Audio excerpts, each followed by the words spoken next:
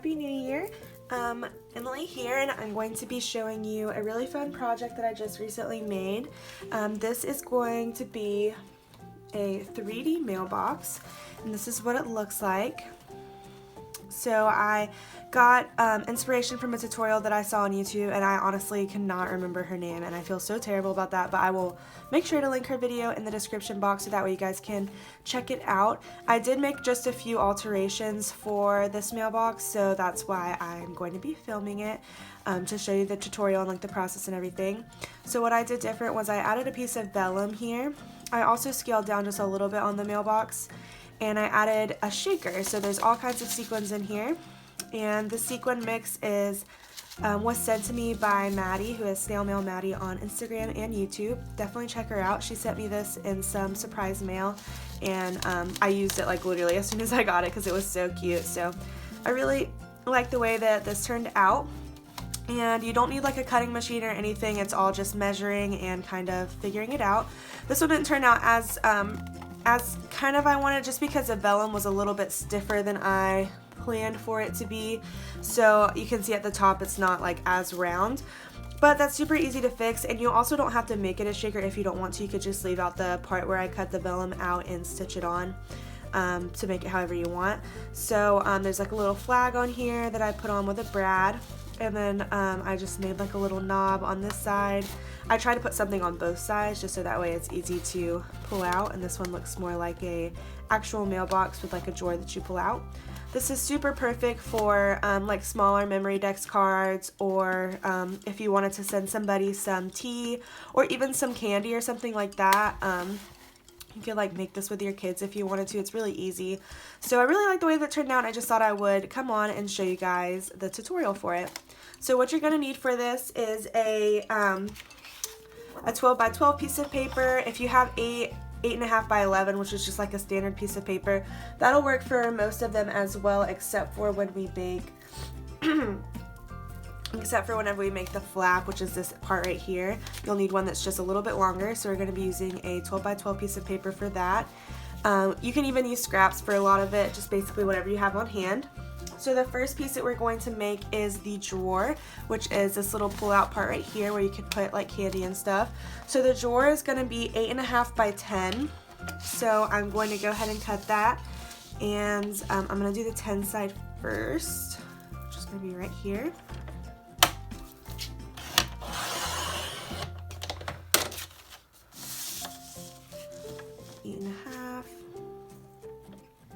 You'll also need a scoreboard for this. I did not mention that. You don't have to use it to cut everything, but it will be super helpful whenever we start scoring so that we can make sure the measurements are right. So now I'm going to flip it on the longer side. So this is a side that is 10 inches. And I'm going to score at 3 right here. And then at 7.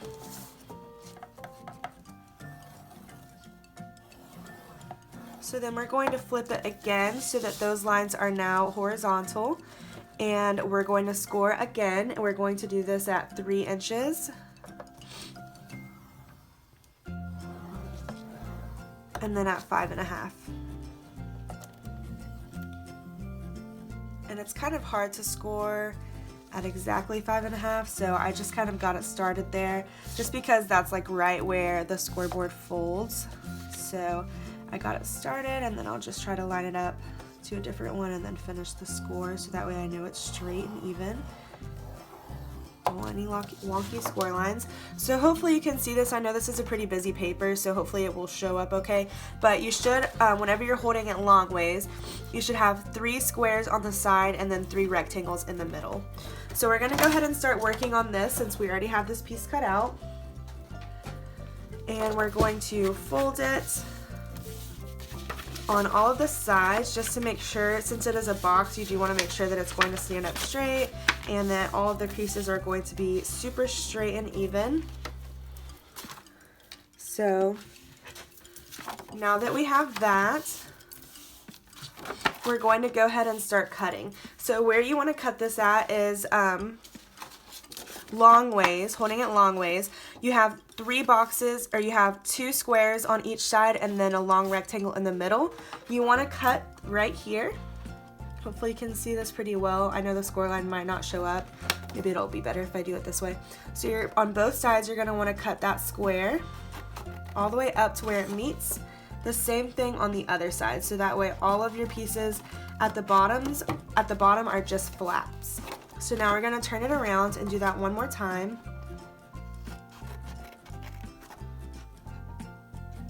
And just try to make your lines as straight to the score lines as you can. Alright, so now that we have all of that, your paper should look like this. And now it's kind of self-explanatory. Basically, you're just going to fold these in, and then these are going to be the outside. And you have a drawer, so it'll look kind of like this. And it'll be the piece that goes on the inside of the mailbox. So now what we're going to do, we're going to go ahead and tape these. I'm just going to use regular tape, but you can use like wet glue if you would prefer. Hey guys, so I actually messed up here and I put the tape on the wrong side. Make sure that whenever you're doing this, you have it flipped to the side of the pattern, so that way whenever you push the drawers in, the pattern side will be on the inside. Since I put this on the white side, now it's not going to stick to the inside, it's going to be sticking to the outside. So that was a little bit of a mess up, but just try to learn from my mistakes if you can. I definitely did not mean to do that, and I think just because I was trying to show it to you guys with the white side face up so that you can see the score lines, I just accidentally was moving a little bit too fast and tried to do it too quickly and ended up doing the wrong side. But I kind of just went with it and stuck them on the outside, and then whenever I come back, you're gonna see so since I did it on the outside, this is where I'm realizing what I did. I just measured out a piece of paper 4 by I think 2 7/8, and I just stuck that on the side of the drawers to cover up the overlapping papers. So I'm going to show you how to fold this anyways, and then whenever I come back, you guys are going to see that I have a piece of paper stuck on the outside. And that's also totally an option if you don't necessarily like the pattern paper that you use, or you wanted to incorporate like a solid color and then have just patterns on the side. You could do that as well. But yeah, just learn from my mistakes here and make sure that your pattern paper is face up whenever you are working on gluing in or taping in those sides.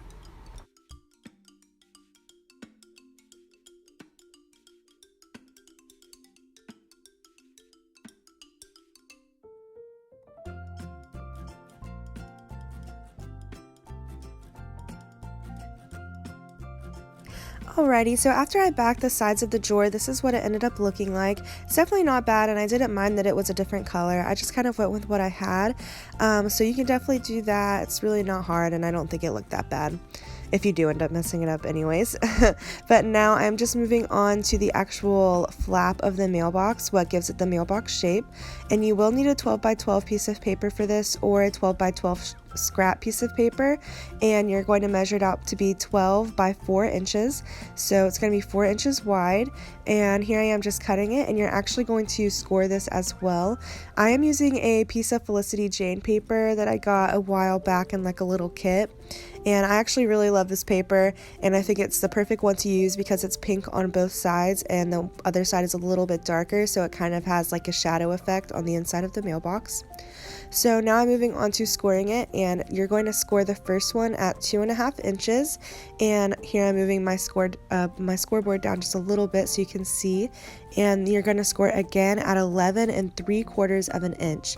So you're only going to have 1/4 of an inch on the very side to glue it down. But don't glue it down yet. Here I am just folding, and I'm going to show you what it's going to look like so that way you can see. But remember, we're going to be adding a shaker, so you don't want to glue anything down yet. So this is what it's going to look like once it's all complete, and it's super cute. And now I'm just getting out some tulle from my stash, and I'm going to be using this to make my shaker. You can definitely still use vellum. I just opted for tulle in this situation because I wasn't putting anything heavy into the drawers. The vellum is really stiff and sturdy, so if you are going to be putting something in the drawers that's a little bit heavier, then maybe go with vellum. But vellum also doesn't hold the round shape as well because it is so stiff. So just kind of keep that in mind, play with your options and see what looks best. You can maybe even try acetate as well. I didn't try acetate, but I think that would also look really good. So here I am just stitching along the sides, and what I'm doing here is definitely not anything fancy. I think if you have a sewing machine and you've been afraid to use it, this is really easy. All I'm doing is just doing a straight stitch along the sides. I'm doing 3 sides, and then I'm leaving one of them open so that way I can make sure to put the sequins in. And I'm trying to stay a little bit farther away from the score lines just so that way it doesn't get too tight there, because remember, you want to be able to fold it. So I'm just staying really close to the actual sides and then a little bit farther away from the score lines. Now I'm taking my little scoring tool and I'm putting it underneath the paper, and I'm kind of using it to curve my paper. So this is actually a really important step because you want to make sure that everything is really flexible whenever you put it into the shape and start gluing it down. If you don't do this, it might be just a little bit stiff and you would have to work with it, and you might end up like either messing up your paper or messing up the shaker on it. So just try to do that before. And it's really not hard. All I did was just put it underneath and then just go along the side of it at an angle so that way it would curve. Now I'm putting glue on that 1/4 inch side and then just hot gluing it down. And here I am putting in the drawer, and we are almost done here. Now we're just going to make the flag and the drawer knob, which are both super easy. So there's a few options for how you can do the flag. I opted for just sketching it out, and I think that just worked good for me so that way I could kind of see what it was going to look like before I cut it out. But if you would prefer, you can also just cut out a 1-inch little strip of paper from either your scrap, or here I'm just using the extra paper that I had left from that flap that I made from the mailbox. So the same Felicity Jane paper. And then the other option you could do is, like I said, just cut out a 1-inch slit of paper and then put a rectangle on the side. Both are good options. It's just that I wanted to be able to see mine before cutting it out and make sure it looked right. And so that's why I decided to sketch mine out. And you also, I don't know if you could kind of tell, but I cut out some of the footage on accident, but basically I doubled up that piece of paper. So I used my double-sided tape and I put it on the other side of the piece of paper so that way it was really sturdy. If you just use one sheet, then it might not be enough to hold it in place. And yeah, so here I am just punching out the holes from the side of the mailbox and then lining it up with the flag. I put a brad through the side, and then I just washi taped the inside of the mailbox so that way the back side of the brad wouldn't catch on the drawer. And then I added a little knob to the actual drawer so that way you could easily pull it out. Now I'm cutting off a little bit of this flower that I have. I'm just cutting off a piece of it and then hot gluing it onto the side of the flag. So that's it for this tutorial. I know it's pretty simple, but I hope that you enjoyed watching and that you will try it out as well. Thanks for watching. Bye.